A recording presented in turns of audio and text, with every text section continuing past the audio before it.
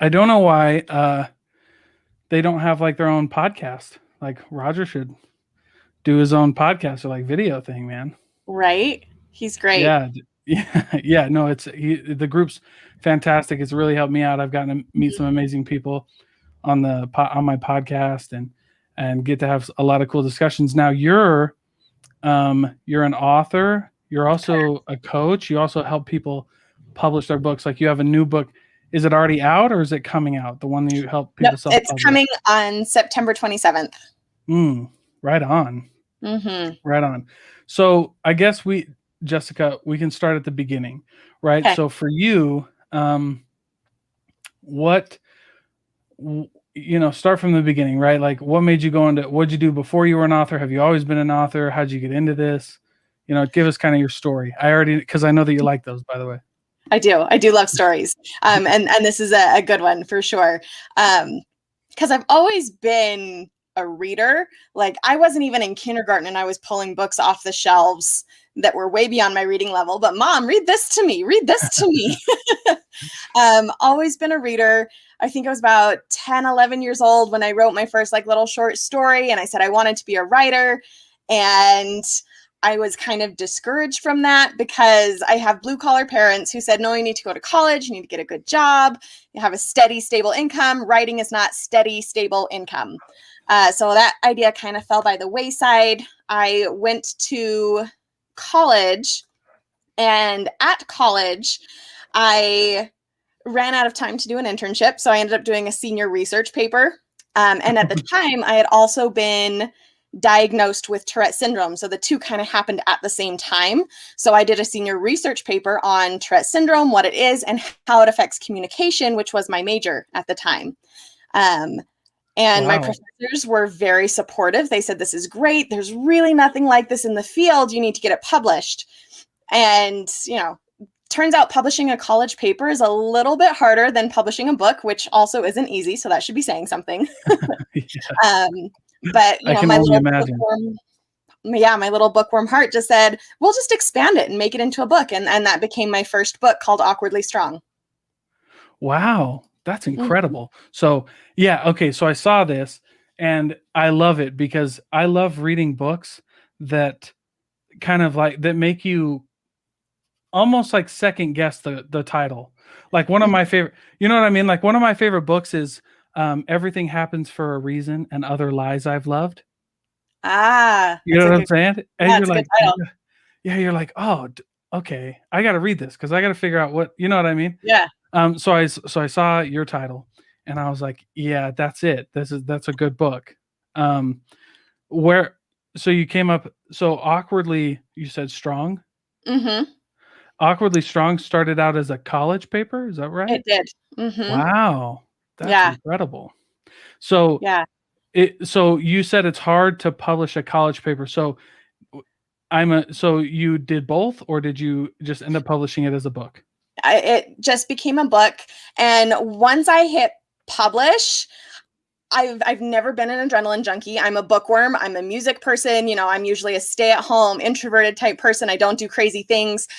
But for the first time in my life, I understood adrenaline rushes and adrenaline junkies. And I'm like, oh my gosh, I have to do this again. This is my life now.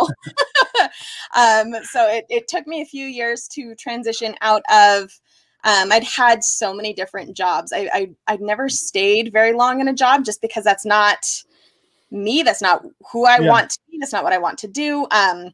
So that's actually a transition that's finally happening just over the past few months over the summer. So. Oh, wow. So you're full-time writing and coaching. Yeah. Dude, that's a big thing though. A lot of people, I've interviewed quite a few authors on my podcast because I guess my story comes from, I grew up in a really small town in Iowa where the education has gotten a lot better. I'll just put it that way. You know what I mean? Has gotten a lot better since I was there.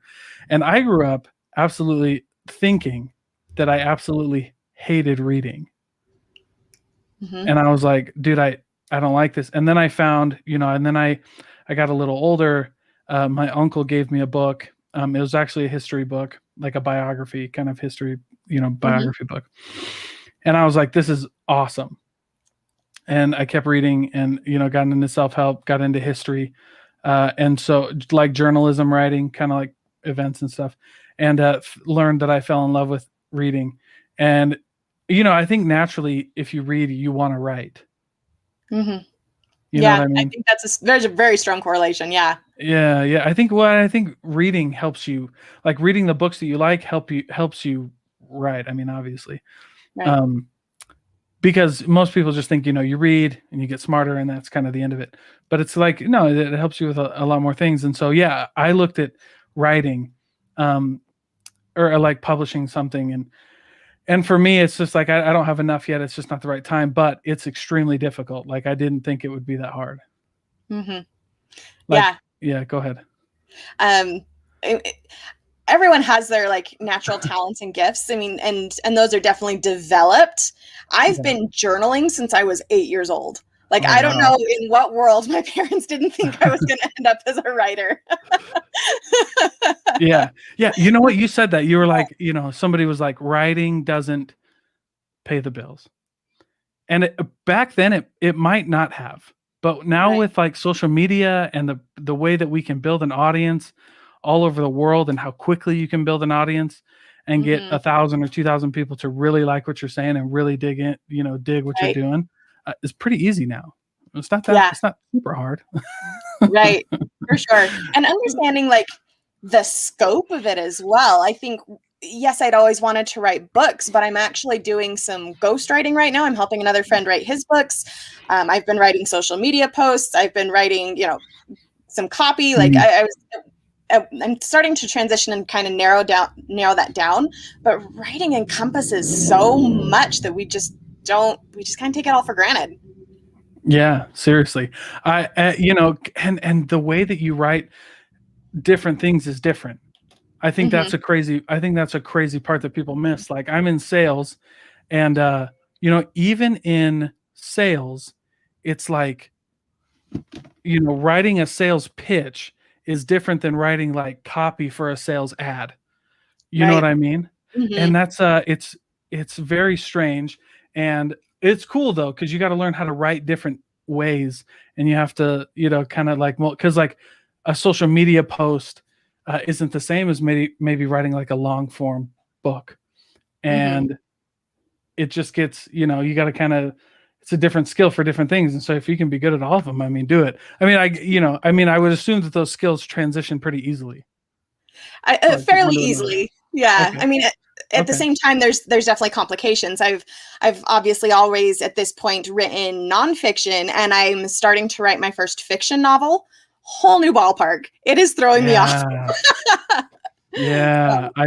I've heard that. Like I asked one author, he had like a few different books like in a series. So he had like written like 3 or 4 in the same series. I was like, dude, how do you keep the story straight? I would lose the story. Like people get to like the 50th page and be like, we're not even the same story anymore. You know what I'm saying? So what made you what? Editors are amazing people. They watch stuff like that to keep us in line. Yeah, they should. Yeah, no kidding. Holy cow. So for you, I guess, I'm going to kind of be all over the place, but one thing is, you're starting your first nonfiction book. How's that? What made you transition from fiction to nonfiction? Again, partially just because I've always read so many different genres. I was definitely more of a historical fiction as a kid. That was my go-to. I've only recently started to get into fantasy. But at this point, I think I've read at least one thing in every genre. And I can always appreciate the story, because everything kind of comes back to stories for me and how things are laid out. And even if it's not necessarily my cup of tea, I can appreciate the work that's gone into it. I think there's only ever been one book that I gave a 1-star review that I'm like, this is actually really terrible. But for the most part, like I can appreciate artistic license and creativity. Because that's the coaching aspect that I do. I'm not necessarily a writing coach or a publishing coach. I'm a creativity coach. So slightly different niche there, right? Yeah, creativity coach. Tell me more about that. I love ideas. And it's partially because of the Tourette syndrome and ADHD tend to go hand in hand. There's a lot, they call them comorbids. So usually if you've got one, you've got the other. And so ideas just bounce off my head. At one point, I had so many book ideas that I wanted to write, and I knew I would realistically never get to them. But they're still good ideas, and they're still stories that I want to read. So I made a deck of cards. There's 35 cards of these story ideas that I'm not going to, I kept my favorites, but there's 35 ideas that I couldn't get to that I put in a deck of cards for writing prompts. Like, oh, wow. You know, I've always been a very logical person, and I never thought that I could be creative until I understood what creativity really is. And then I'm like, oh my gosh, I can be creative. It was like this great epiphany, and I'm like crying. I'm so excited because I've always appreciated books and music and all of this, you know, stuff that we consider creative. Yeah. But creation is simply making things come into existence that didn't exist before. Like, yes, I wrote a nonfiction book, but it was still a creative venture. I mean, I still created something that didn't exist before. And there's a logical process to these things where we just think we have to wait for a muse or, Right. but it's actually very systematic. I mean, I've been doing so much research on it because OCD is also a comorbid, and I get obsessive and I'm just like, I have to know all the things about it now. And there's actually a really strong correlation to the elements and to seasons. So I'm actually also in the process of writing another nonfiction about creative elements. Oh, wow. That's awesome. So how many books do you got going on right now? I just finished my ghostwriting project, so technically that one is off the table. But I've got one that I'm launching. I've got my fiction and my creative elements that I'm currently writing. So technically 3 that I'm juggling in different phases right now. Oh, okay. So, yeah, that makes a lot of sense. You know, I had to keep that straight in my head so I could make sure. You know what I mean? But that's incredible. Right. You said a few things. The first one is, even in a nonfiction book, there's creativity, because I have a few favorite authors who, if there's like an event, I really hope that they write a book about it, because there's only a few people that I can really read like history from, or like, kind of like journalism or commentary, because it really is like a craft. It's incredible how they told this story that happened, you know what I mean, in real life, and might have only taken a few minutes to tell, but they go into detail, they paint the story, they teach the lessons, they teach the principles about what's going on. So not only do you learn about the event, but you learn about the things surrounding it, and that kind of gives depth to the event. So I totally understand what you're saying about even nonfiction. Even nonfiction, you got to be really good to keep someone interested. I'm reading a book on a few of the events around 2008 right now, and finance is boring. Like, finance and accounting is very dry. Like, I have my degree in accounting, so I know. But the way that he writes it is like incredible. So I totally get that. And then you said something about creative elements. So yes, elements and seasons, but you've kind of taken a spin on this kind of creative elements. Right. So tell me more. Tell me kind of what the idea is behind that book. So the first thing that I noticed, and I'll kind of go through the process, because story, you got to watch it unfold, right? Is I noticed how many writers were inspired by sitting by the ocean or sitting by a lake, or, and just this correlation between water and being able to write and creativity. And it's funny how there's always like little plays in the verbiage. We take language for granted sometimes, but I noticed that when water flows, creativity flows. The same thing with blood. When you get your blood flowing, if you're having writer's block and you're just kind of stuck sitting there, go for a walk, because when you're processing things, walking things through, when you have that blood flowing, creativity also flows. There's a reason we get all of our best ideas in the shower. Because water is literally flowing on you. And I was talking with a friend and explaining stuff like this, and she said, but sometimes I just need sunshine. Sometimes I just need to go sit in the sun. So I wondered if there was an element of fire and creation, which I did find one. I found one with earth. I found one with air. And then I took it a step farther and seeing how, spring, there's usually a lot of water. Summer is usually fire. It's hot. Earth, fall, because that's usually harvest time traditionally. And then winter is air. And seeing how these correlated and how everything tied together, like it all just blew my mind. It was so exciting. Yeah, wow. And it is a cycle. It is a pattern. You have the creativity of water, which is the ideas flowing. But then it's the fire. When you light a fire under you, like fire is a very action-oriented term. You're actually bringing these into creation.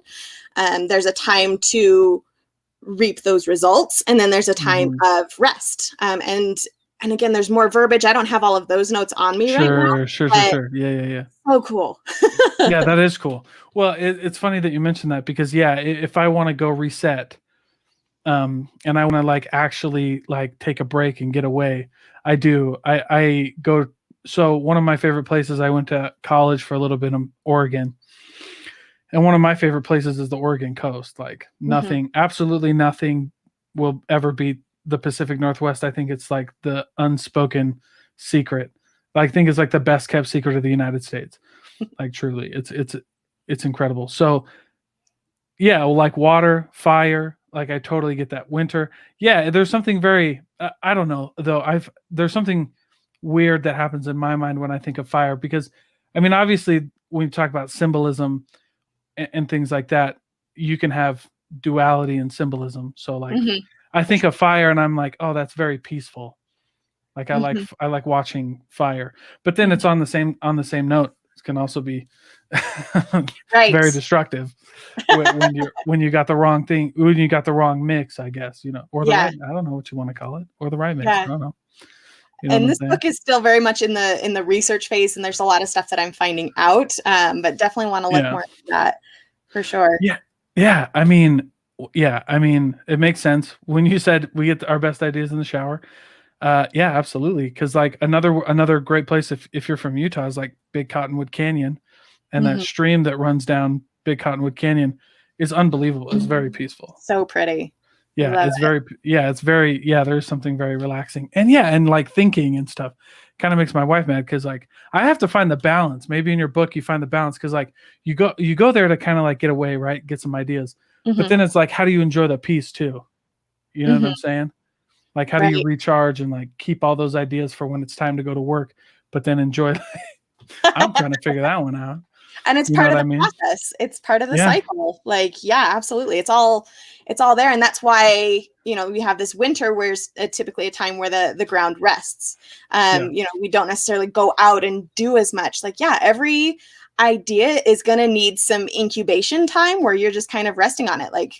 That's why I have so many projects. Yes, it's partially the ADHD, but at the same time, I can cycle through projects. I'm in launch mode for one book. I'm in research mode for creative elements. I'm in writing mode, the action, the fire, the summer, for my historical fiction. And if something dies off and something needs that rest phase, great. I'll just switch to another project. I always have projects.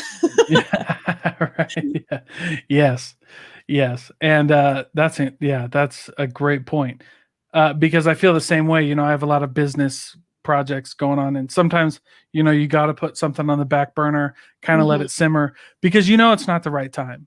How do you know if something's not the right time? How do you know when you put something to rest? For me, if it's just not flowing, if I get stuck and I'm just staring at a blank page, I know, okay, I need to go for a walk. I need to get around water. I need to, do these steps. And if nothing's still coming and my mind drifts to other projects, I'm not going to force it. I don't want to, because that's when I produce bad work. If it's forced, it's no good. There is something to be said for this muse speaking to you. You don't necessarily have to wait for it, but you need to listen to it more than wait for it, because it's there. You have that muse as a person. Humans in general are creative beings. That's what we do. We create relationships. We create conversations. We create everything we do every day. Every choice we make is an act of creation. Yeah. So the muse is there. It's just listening to what they have to say and what's most important. Oh yeah, absolutely. I like that you said, like, if it's not flowing, like, what do you know when to stop? Well, when you're not getting ideas. Right. Why do you think that's kind of a scary time though, for like an entrepreneur though? Because you're like, should I keep doing it or should I not? Or should I keep it on the back burner? And I think that's something that people struggle with quite a bit. Is like, does it need to rest or does it need to like go away? Is this not what I'm supposed to be doing? And I think that can be kind of hard. And I think as far as like a overall concept, like as a businesswoman, like, yes, you're going to have those hard days. And yes, I'm going to have hard times writing, but that's when I just kind of pivot. We need to, especially as an entrepreneur, we have to learn to pivot because things change so constantly in the world around us. I mean, technology evolves so rapidly. It's more about the pivoting. Okay, let's let that rest for a minute. What new ideas am I getting? Where is my attention? What is my focus? What am I thinking about in the shower while I'm, there's something to be said for the subconscious. Those ideas that you have right before you wake up, right after you wake up, right before you fall asleep, when your brain is active, but you're not necessarily thinking and focused on one thing in particular. And that's usually when you can find, okay, this is the direction that I need to pivot. Oh yeah. Yeah, absolutely. I think you're totally right. Because, I kind of was thinking like while you were talking, like go with the flow, kind of like just, let things happen, let things come in and out and kind of just stay present. I think that was the main point of your book, kind of, Awkwardly Strong, right? Like what was the message you were trying to get across when you wrote that book? The biggest aha for me, I studied communications, but my degree was technically international cultural studies with an emphasis in communication. So I was studying culture, I was studying people, I was trying to figure out why we do the things that we do. Another thing about Tourette syndrome, I'm technically on the autism spectrum. Some doctors will agree with that. Some doctors will say that's baloney. Tourette syndrome world is kind of a mess. Okay. There's not much we understand about it. Interesting. But as far as my brain and doing the study, like I am on the autism spectrum. I don't always understand like these unspoken rules of culture. There's so much that we just kind of pick up and notice. And that's what culture is. We do these because that's what we've seen done. I heard a story once about a man asking his woman, well, why are you cutting the end off the pot roast before you stick it in the crock pot? Well, because that's what my mother did. So he's like, well, I still want to know. So we went to his mother. Why do you cut the end off the pot roast? Well, because that's what my mother did. So they went to the grandma. Why do you cut the end off the pot roast? Well, because it didn't fit in the crock pot. Why do we still do it? There's so much in culture that still does that. Just because it's unspoken, we don't talk about what it is, why we do it. It's just we don't there. Yeah, we don't like to challenge the status quo. We don't like to challenge what's gonna, it's easier. And the thing about Tourette syndrome is I'm always going to challenge that. I mean, I bark in business meetings. I scream in church. and I literally cannot stop it. It just happens. And so the big aha for me is understanding that awkward moments is when we don't know those unspoken rules. There's no rule for what is happening. So we don't know what's going on. And everyone's just kind of looking around, who knows the rule? Who knows the rule? Who knows what I'm supposed to do? And the thing is, as the one who makes these noises, I'm the one who knows what's going on. And so it was so empowering to recognize that I create those rules because I'm the one that says, this is what's happening. This is how you handle it. And everyone's like, oh, good. Someone knows the rules. I don't look like an idiot. So it's all, it was so empowering to me to recognize that awkward moments is just no one knows the rules and someone has to step up. Everyone's looking for someone to show them what to do. Yeah. And so being awkwardly strong is kind of being a leader when Mhm. no one else wants to, or no one else knows what to do. You kind of just try, Right. kind of trailblaze, Right. Like what a just, powerful tool that yeah, can be if you understand what an awkward moment is. Like you may not necessarily know what's sure. going on either, but you can say, "Hey, let's just do it this way." And everyone's like, "Okay, good. Please. Thank you." Yeah, right. Yeah, people look for Yeah, leaders they in do. situations, that's a great point. And it's that's another crazy phenomenon to me that you know give me another example of being awkwardly strong. Um, help me think of an awkward moment. At this point, it's Oh hard for me yeah. to recognize them because I just do my own thing so much of the time and assume everyone's gonna follow. Like, Yeah. Yeah. So it's for anybody who feels like, you know, who feels like what they're doing might be awkward. Like yeah, if you were, if you were taking charge of a project that, you might not have ever taken charge of. right. I mean, I did that with publishing my book. I mean, I've never Yeah. published a book before. I was self-published. I didn't have a publisher or an agent telling me this is what you have to do. I tend to have this bull in a china shop approach to anything that I'm doing. And I That's just all kind of right. like, That's good here's though. what I'm doing. Oh, that was a mistake. Yeah. Next time I know how to do it better, you know? Yeah. Yeah. Yeah. It can totally be awkward, but I'm so comfortable in those moments because it's like, okay, mistake, pivot. Okay, mistake, we're going to do it this way this time. And I learn from those and I grow from those and Hmm. it's so much better than where I was before, where I was always just so embarrassed by these noises, not knowing what they were, Hmm. not knowing who I was, what I wanted to do. And all of a sudden, it's like, it doesn't matter. Like, Yeah. it was just so freeing and so empowering to recognize that I get to do what I want and I can figure it out and I'm better and I'm stronger for it. Yeah. And you're kind of like the trailblazer, right? You're Yeah. telling people like you're giving people like invaluable experience. Mhm. First of all, to not look like idiots when you meet people who are different than you. Right. Absolutely. I think that's great. That's a great, that can be some people's whole purpose, is to Mhm. just make sure that people know like that, like different is okay, and like you just keep going. You know what I mean? Like Right. we don't have to stop everything and figure this out. Like, no, just keep going. You're like, we're fine. Right. We'll figure it out That's on the way. Yeah, I no, that's my number one motto, by the way, is like is commit first, figure it out later. I mean, Yeah. so many more bad things happen in analysis paralysis than going Mhm. forward, you Yeah. know? A bad Like, experience is better than no experience. For yeah, sure. I mean, I don't like I'm in sales, which is like rejection filled.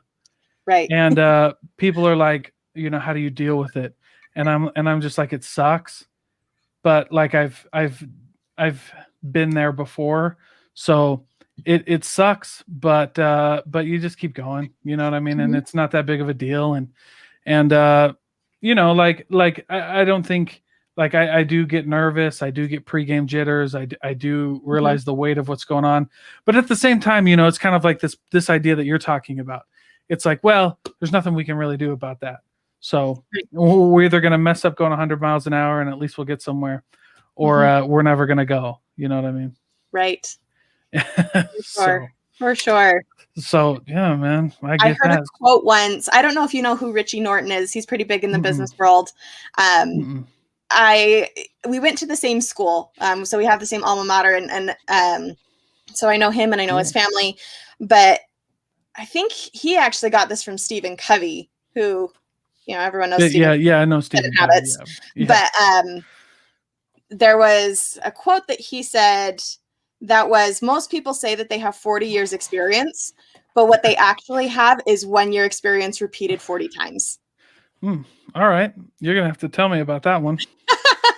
You're gonna have to I mean, tell me if about you're that. just doing the same thing over and over, if you're, and this is kind of what I hated about jobs. Like I had that first year where I would learn all of this new stuff. I would, be excited about it. I would I'm doing something new. I'm feeling a sense of progress. I'm feeling a sense of accomplishment. And then all of a sudden, when year 2 hits, I'm doing the same thing that I did last year. But most people would claim that as 2 years experience, but I'm doing the exact same thing. I'm not learning anything new. I'm not growing. I'm not stretching. I'm not achieving. It's the same thing. I got so bored with jobs. I can't do a job. Yeah. Well, I mean, some people, and there's nothing wrong with that. Right. Like, there's some people who, so like, I think by the way, that's like really important, because I started doing these podcasts with business owners, and I do have a business, but I created a business, and I found this avenue that allows me to like really, focus on my strengths, which is that, there's a few types of people. There's like entrepreneurs, Yes. there's and then there's like employees, and like there's nothing wrong with it. There's nothing wrong with that. Right. It definitely takes a special breed to become an entrepreneur. It was, and again, it's because, again, I have ADHD, and I don't do the same thing for very long without just wanting to like scratch my eyes out. I can't. Right. Well, and that's what I think. That's what one of my things was like, because then there's a third one, and they're like, so you have like employees, entrepreneurs, and then right in the middle you have linchpins, who are kind of like this in between. It's like, you're an employee, right? Because you don't want to bear all the risk, but you know how to get, like, you can enact the vision of an entrepreneur. You can be like, I see where you're going. I don't want to take the leap, but I know how to help you take the leap, and I know how to make it successful. Kind of like, okay, so in the corporate world, you have a CEO, and he's like the visionary guy. Right. He's the one who paints the vision. He's the one who helps people out. You have like a CFO, who's the money guy, who makes sure the ship's up. And then you have the COO, right? The operations guy. And there's only, there's a couple past the CEO, but the two big ones are CFO and COO. And I think there's a reason for that, because you got to be able to get something done. Yeah. You know what I'm saying? And so for me, I know, like, I do have a business, and so I'm technically an entrepreneur, but I love my 9-to-5 sales job. And my business is helping entrepreneurs, like, literally with the back office, helping them run their businesses smoothly. So it's kind of like the best of both worlds. You know what I mean? Because there's nothing wrong with, not wanting to be an employee. Absolutely. I mean, at some point I'm going to need that, because I just can't focus. Like, even trying to build a business, I'm just like, I need help. I can't do this. My attention span is not there. I don't care for it. I'm gonna need employees. Like, you're absolutely right. They're so important. Yeah. And then so you have these, so you have employees, and then you have these weird guys in the middle who kind of do both. Yeah. And that's me. I'm the weird guy who likes to do, the accounting stuff and the back office stuff. But anyway, but that's like, I wish more people would understand that it's okay to be like the lane that you choose. There's nothing wrong with it. It's just like, there's no good or bad. It's just different. And it's not even different. It just is what it is. It's just like, no, you did that, and I'm going to do this. And, we'll get to the same place. I truly believe that, and I believe that the place is happiness. That if you're doing what you do, if you're doing what you're doing for the right reasons, we all end up at the same place. That's just me. Yeah, I totally agree with that. Absolutely. Yeah. So let me ask you this: you, I was scrolling through Facebook. It looks like you grew up in a small town. Yes. What town are you from? Logandale, Nevada. We're about 45 minutes north of Vegas.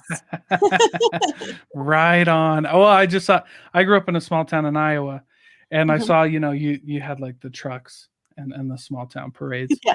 And I was like, that's home, Yeah. That's, the small towns are the factories and the manufacturing and the farming. And it's like the backbone of America. So growing up, what was some of the best advice that you ever got? The best advice I ever received, and it's actually going to piggyback really well off after this conversation we just had, is that advice is just that. Advice is advice. You are the one who determines if it's good advice or if it's bad advice. And that's kind of where my bull in a china shop approach came in, because, like, okay, so I got to try it and see if it works for me or if it doesn't. But you can't take someone else's advice as gospel truth every time, because different people have different needs and different talents and abilities. And what works for some is not going to work for others. Right.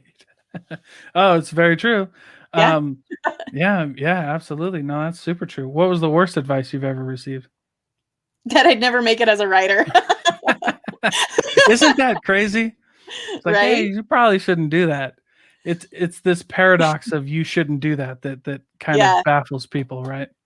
And it's funny because as I got older, I started to challenge that a little bit more. My first major in college was actually music. I studied music for 3 years. And my very first semester, I had a teacher tell me, you will never get a degree in music because you're just so bad. And I'm like, watch me. Right. And so I kept going and I kept, getting what I needed to.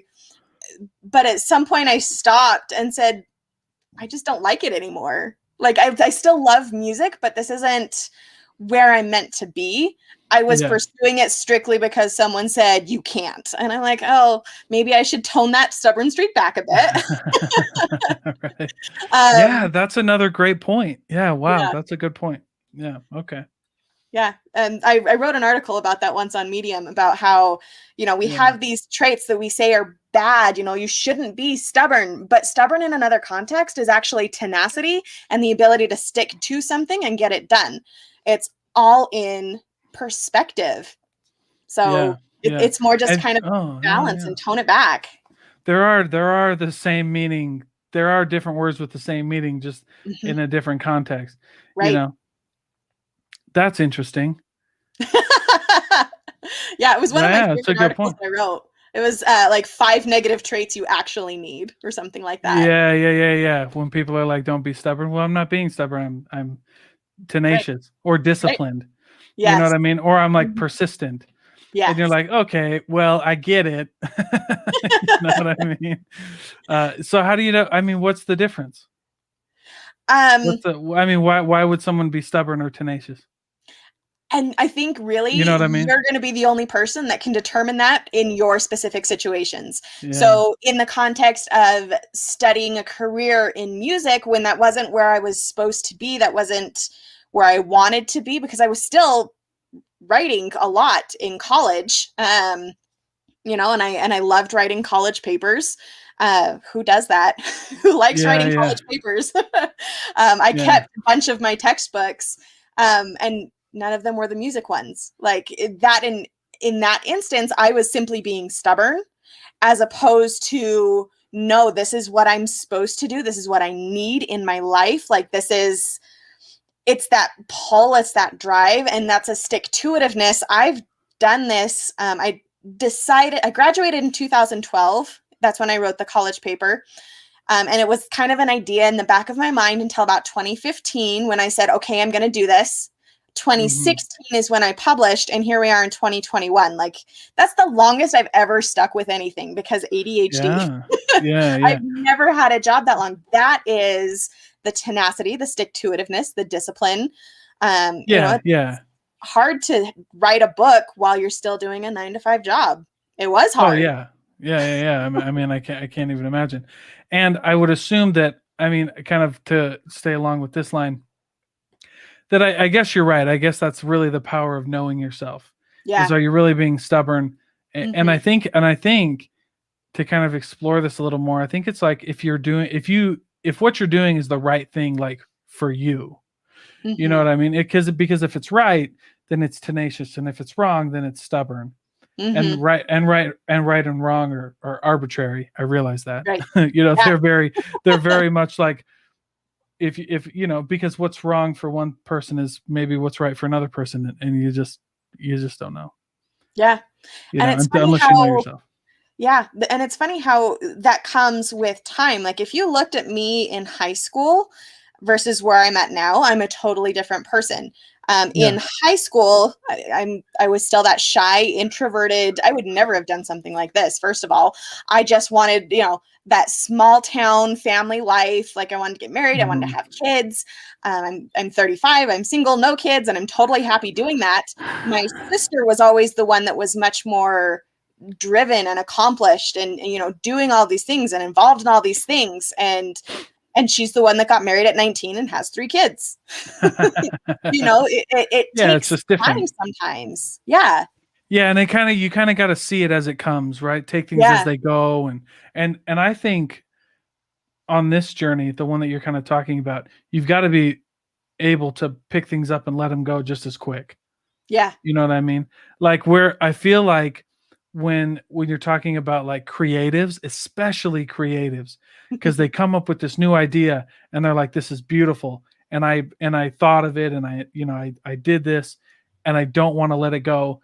And they might even know that it's not what they're supposed to do, but they can't let it go because they have this like creative romance that they've Yeah. like conjured up because like because it's there. Yeah. Yeah. Because it's just what they do. Yeah. You know what I mean? And it's crazy. It's like, why do I don't know. You got to be able to pick it up and let it go as quickly as you come. Right. Have you ever like, well, yeah, you did at the beginning of this. You said you had like 40 or so, 40 or so book ideas and you let some of them go. Mm-hmm. Was that hard for you? I don't think so, because at this point they had been sitting for several years. Okay. I over the years kept a list saying, okay, here's an idea, but I want to focus on these. These are the ones I know I need to work on first. Yeah. So, I've just got I've got a Google Doc that's 2-3 pages long, just with ideas of books I want to write. And I just looked at it and some of them were just more favorite versus less favorite. And if it's a more favorite, I'm going to get more inspiration. I'm going to get more ideas. Things are going to connect better. And looking at 2 pages worth, like it's pretty easy to start cutting things down, because especially where they're not developed ideas. If it was the more time that you invest in something, the more that it's just your baby, Yeah. Yeah. Have you ever had to let go of something that was like really hard to let go of? Yeah. Not necessarily career-wise, business-wise, but I mean, I mentioned I was from a small town. I wanted that small town, get married, have a family. Like I had to let that go, because that's just not the direction my life is going. That's not where my time is, my focus is. And that was really hard. That's just something that was so much a part of who I was for so long. Yeah. How do you go through that process when you kind of like what we're saying, like, how do you go through that? Was it a lot of like, just meditating and pondering? Was it a lot of like reality checks or? Okay. It was a grieving process. I mean, it was hard. There were tears, which luckily, I say that with quotes because no one really wants to grieve, but I've had a lot of grief. And that's where my second book came from, was Tragically Strong. Yeah. I've had a lot of hard stuff that I've had to deal with. There was the time that I was homeless. There was the sexual abuse. There was, I've lost 3 out of 4 siblings, all for different reasons. Life is hard. And so I understood that grieving process and having to let go of something, which that took therapy, that took, and by the time I'd gone through this process so many times, by the time I got to this dream of being married and having a family, and I still hope for it. Like if it comes along, I'm not going to say no type of a thing, but understanding that it's not, it's not something that I'm pursuing the way that I did when I was younger. And being able to, it's a letting go. It's a grieving process. And the first few times, yes, it's going to take therapy. Yeah. Well, I mean, I've been to therapy for all of my stuff too, man. I think we got to normalize going to therapy for sure. But it kind of goes back. Do you feel like it goes back to the point that you were making earlier that was like, don't force it, kind of like come what may, kind of like kind of thing. Like I'm not gonna keep fighting, and I'm not, is it kind of like that in your case? Definitely. Because I mean, I've been proposed to 4 different times. I've been engaged twice. And I actually feel very lucky that I was willing and able to let those go. It was hard because I had a lot of time invested in those Sure. relationships.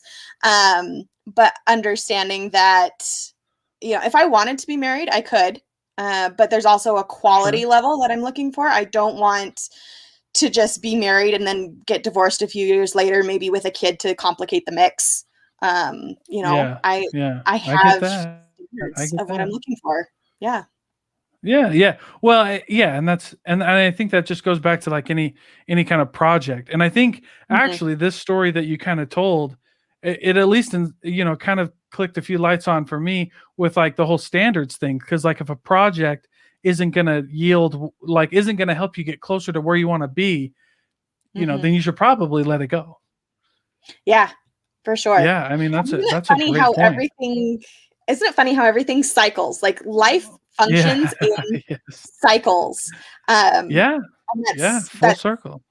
yeah, absolutely. I So mean, that's something else that I've noticed a lot is I when I was a kid, I was really good at patterns. Um, yeah. I loved those quizzes that had anything that was find the pattern, and I'm like, yes. Yeah, Because yeah. how life works. The seasons are a pattern. Yeah. Creativity has a pattern. And the longer we live, the more we can look back and find those in our individual lives. Yeah.